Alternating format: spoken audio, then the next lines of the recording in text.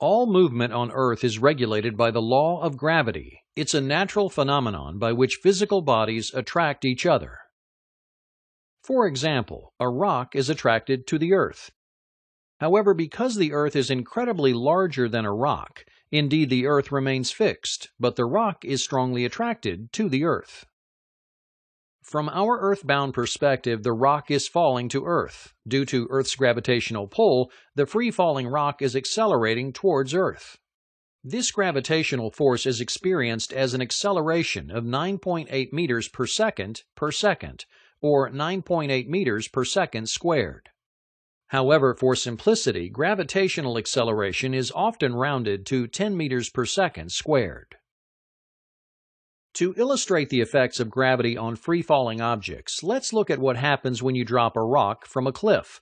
With no wind resistance, the rock's velocity increases by 10 meters per second for every second it falls.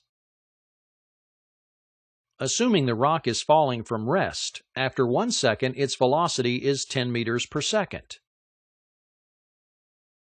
After 2 seconds, its velocity is 20 meters per second. After 3 seconds, it is falling at a velocity of 30 meters per second. With each passing second, the rock is gaining speed by 10 meters per second until it's stopped by the surface of the Earth. Now, let's look at how gravity interacts with an object that is thrown upward away from the Earth and against gravitational pull. How will gravity affect an object's velocity at various points along its airborne pathway? In this illustration, a baseball is thrown straight up into the air. The ball leaves the hand of the person with an initial velocity of 30 meters per second. Even though the ball's initial trajectory opposes gravity, it's experiencing the influence of gravitational pull throughout its flight. As the ball travels upward away from the Earth, it slows down or decelerates at a rate of 10 meters per second squared.